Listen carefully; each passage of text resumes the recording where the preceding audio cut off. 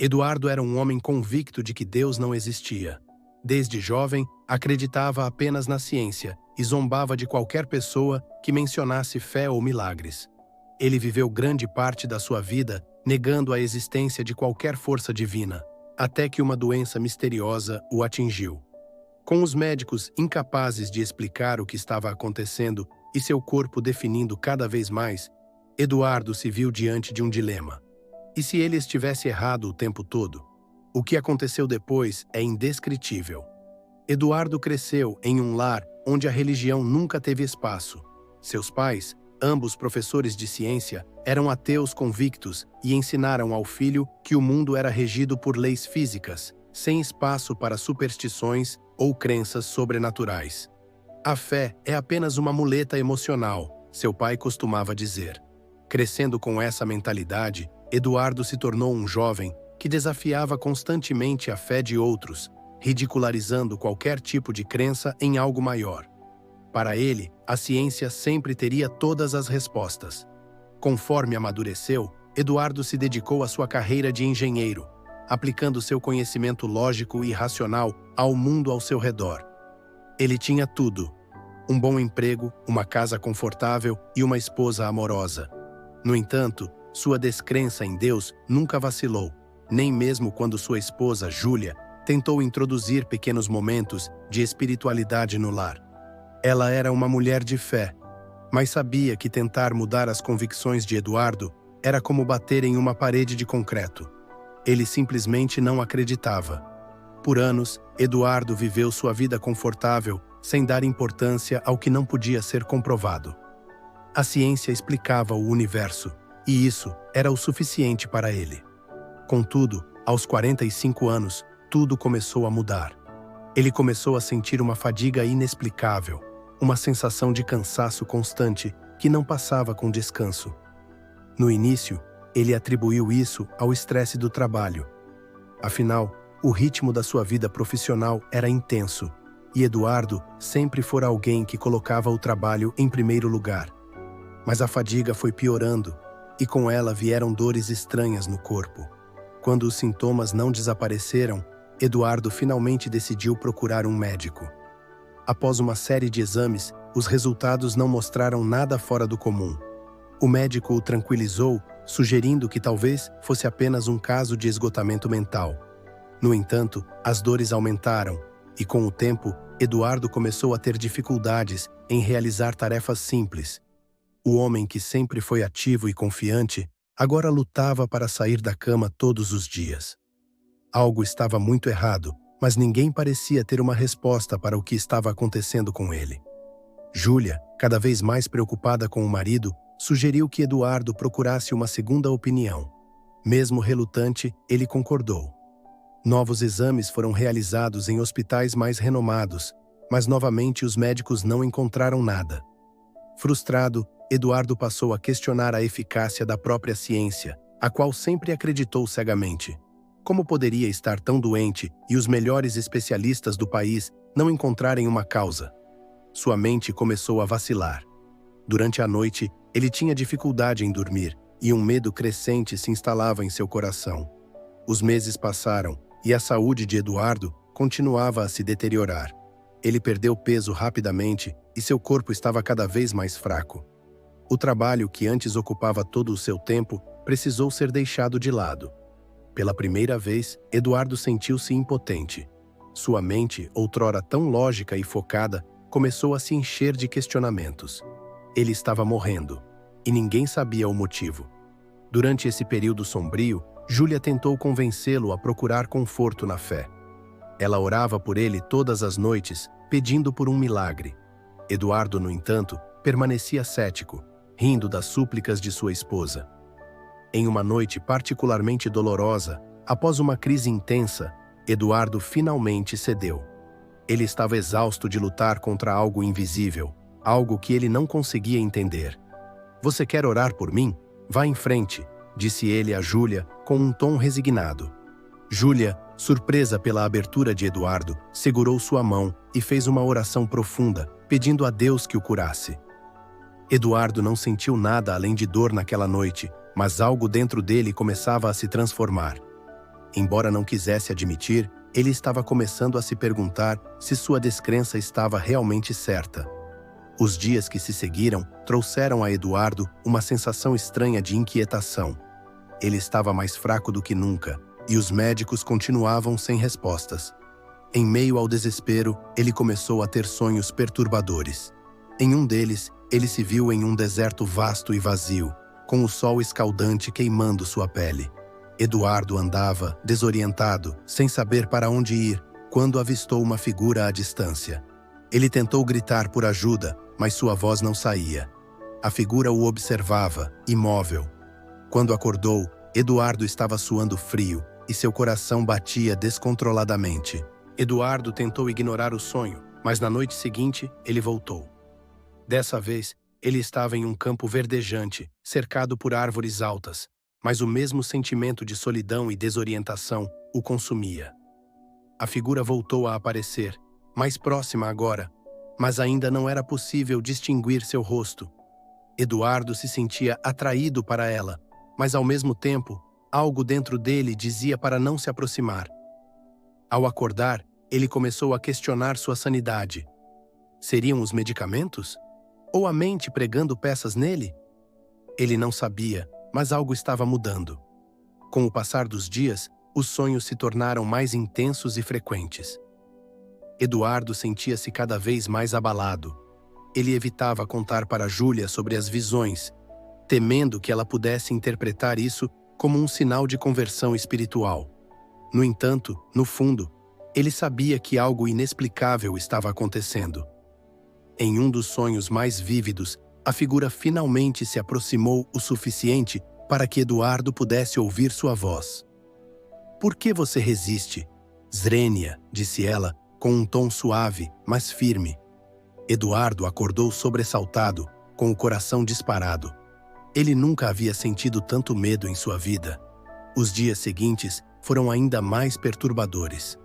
Durante um exame de rotina, Eduardo começou a sentir uma estranha sensação de leveza, como se seu corpo estivesse sendo puxado para fora da realidade.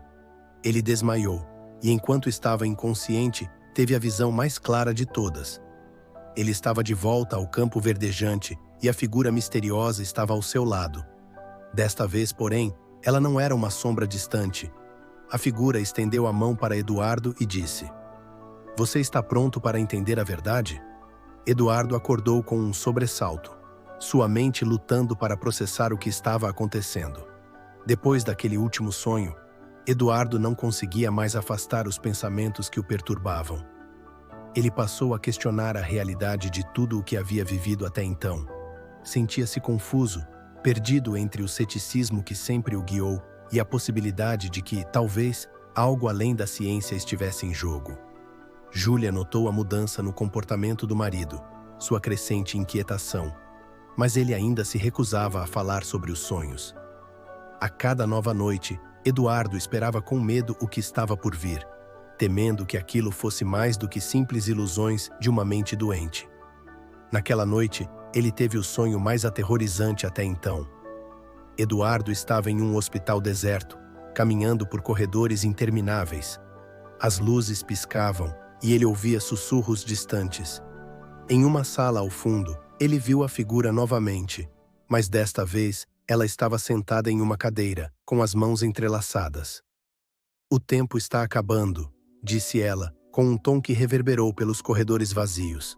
Eduardo tentou correr, mas suas pernas pareciam feitas de chumbo. Ele acordou com o coração disparado e suando frio. Ele não sabia o que isso significava, mas a sensação de urgência estava clara. Nos dias seguintes, Eduardo mal conseguia dormir. Ele tentava manter a mente ocupada, assistindo televisão ou lendo livros, mas nada parecia distrair seus pensamentos. A saúde de Eduardo continuava a piorar, e os médicos, que antes demonstravam confiança, agora pareciam tão confusos quanto ele. Júlia passou a insistir cada vez mais para que ele buscasse ajuda espiritual. "Não é só uma questão física, Eduardo. Talvez seja algo que você precisa aceitar", ela disse uma noite, com lágrimas nos olhos. Pela primeira vez, ele não a rejeitou. Eduardo apenas suspirou e assentiu, cansado demais para discutir. Naquela noite, Eduardo decidiu fazer algo que nunca havia feito antes. Ele se trancou no quarto, sentou-se na cama e, com um olhar hesitante, começou a falar em voz baixa. Se existe alguém aí, eu preciso de respostas. Eu preciso saber o que está acontecendo comigo, disse ele, sentindo-se tolo. Não houve resposta imediata. Ele permaneceu em silêncio por alguns minutos, esperando algum sinal, mas nada aconteceu.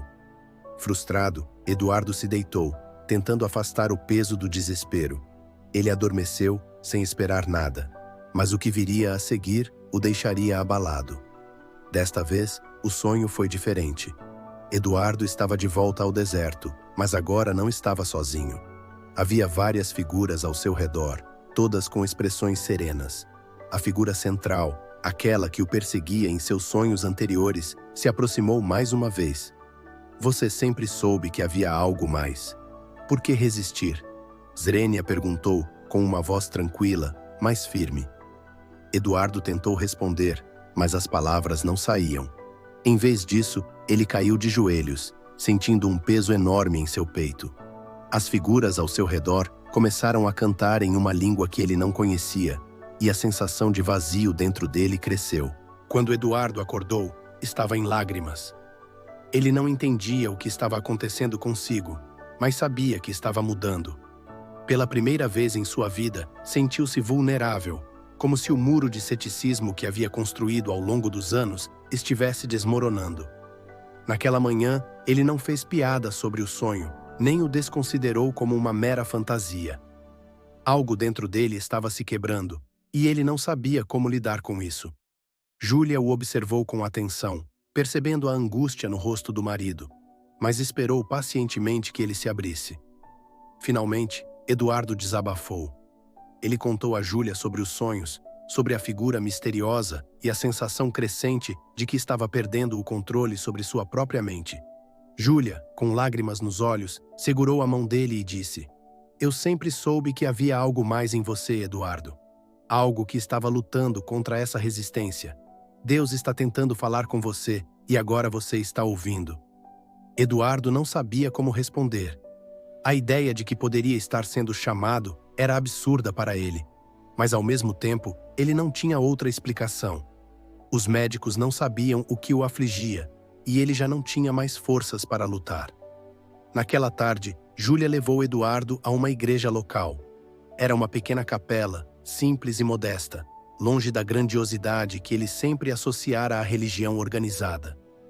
Eduardo estava relutante, mas algo dentro dele o empurrava para seguir em frente. Sentou-se no banco mais ao fundo, observando as pessoas ao redor orando em silêncio. Ele se sentia deslocado, como se estivesse invadindo um território estranho.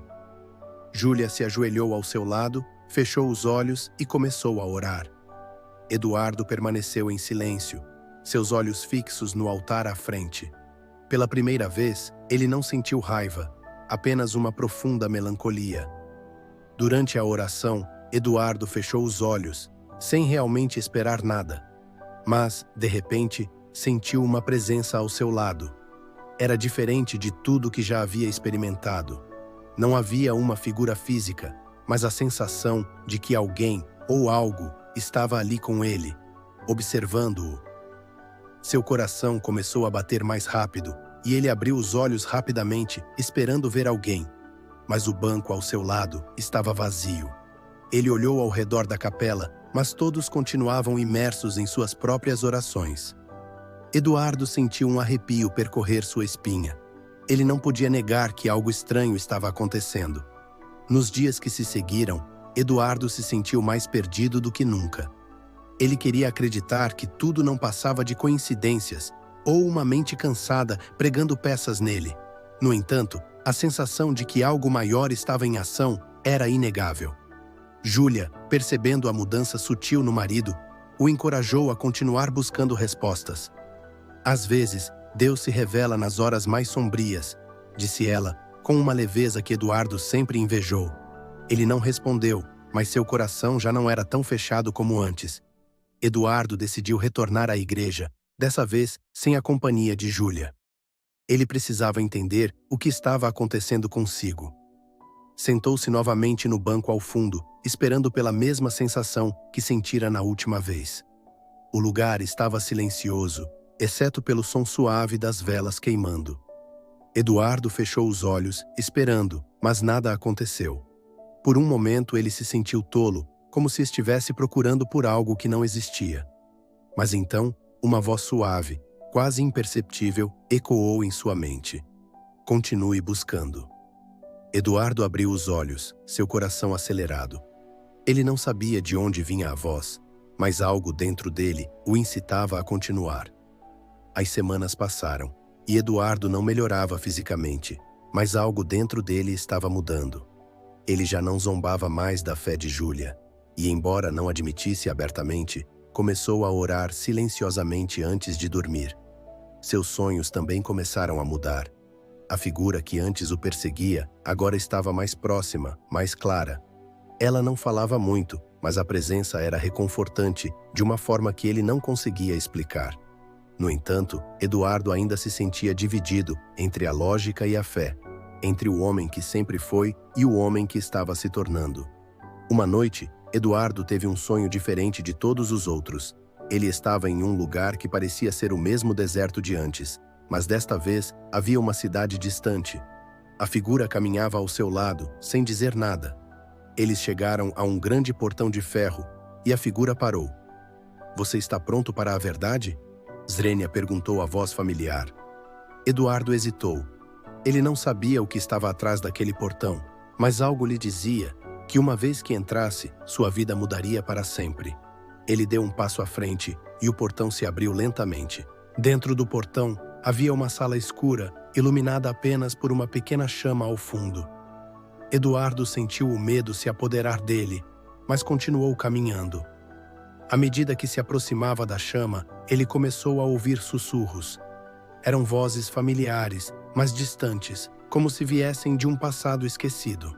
A chama cresceu, revelando uma figura sentada em uma cadeira no centro da sala.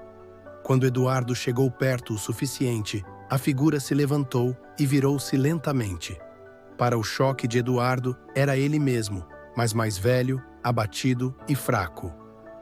"Este é o homem que você será se continuar resistindo", disse a figura com um olhar de desespero.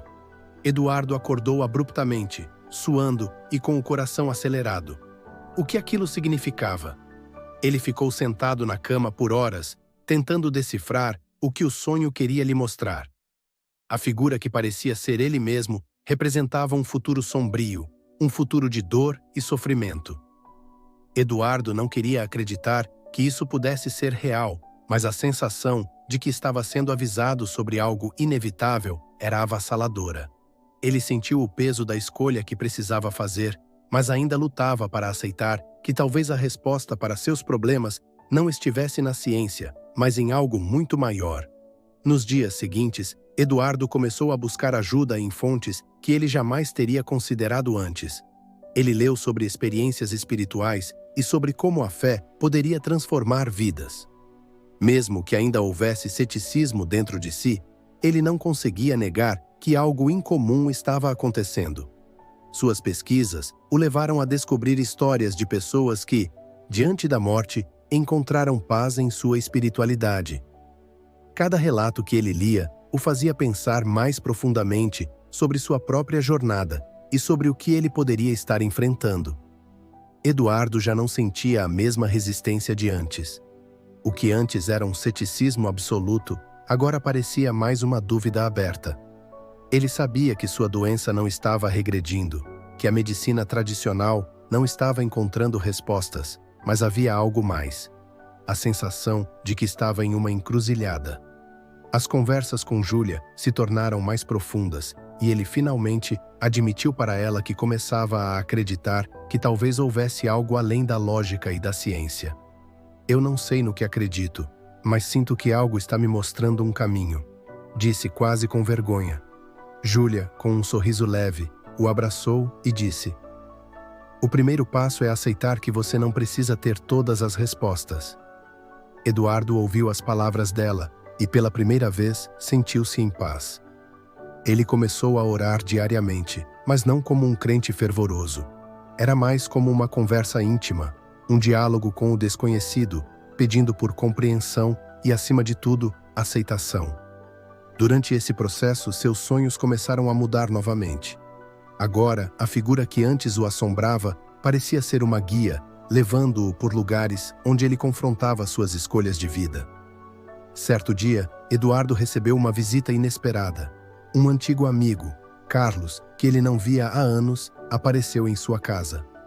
Carlos, que havia passado por um período de vícios e desilusões, compartilhou com Eduardo sua própria experiência de redenção. Ele contou como, no fundo do poço, encontrou força na fé. Eu não acreditava, assim como você, mas algo me tirou daquela escuridão, disse Carlos.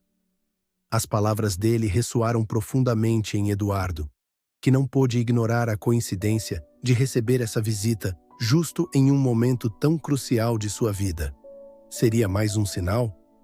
Eduardo começou a frequentar grupos de apoio espiritual, algo que ele nunca imaginou que faria. Embora ainda fosse cético sobre alguns aspectos da fé, ele encontrou conforto nas histórias de outros que, assim como ele, estavam em busca de algo maior. Ele ouvia os testemunhos de pessoas que haviam superado doenças graves, perdas e traumas através de suas crenças. Cada história o tocava de maneira única e, aos poucos, ele começou a perceber que, talvez, o que ele procurava não estivesse na lógica, mas em algo que transcendia o que ele conhecia. A transformação estava acontecendo, mesmo que ele não soubesse ao certo como. As noites de pesadelos começaram a diminuir, mas os sonhos com a figura continuaram. Desta vez, eles não eram aterrorizantes, mas sim reveladores. Em um dos sonhos, a figura o levou até um campo florido, onde havia uma pequena casa. Lá, Eduardo viu sua versão mais jovem, cheia de esperanças e ambições. Ele observou como aquele jovem estava cheio de vida e de planos para o futuro. Você perdeu algo ao longo do caminho, disse a figura, apontando para o jovem. Eduardo sentiu uma profunda tristeza ao perceber o quanto sua vida havia sido dominada pela ambição e pela descrença, afastando-o de uma vida mais plena. Ao acordar desse sonho, Eduardo finalmente entendeu o que a figura vinha tentando lhe mostrar. Não era apenas uma questão de acreditar ou não em Deus, mas sim de encontrar algo que ele havia perdido: a fé na vida, a esperança, o amor. Ele passou tanto tempo tentando provar que tudo era uma questão de lógica e controle que perdeu a conexão com a simplicidade da existência. Ele percebeu que sua doença, embora terrível, havia sido o catalisador para essa descoberta. Ele não sabia se aquilo significava cura física, mas sentiu uma leveza que não experimentava há anos.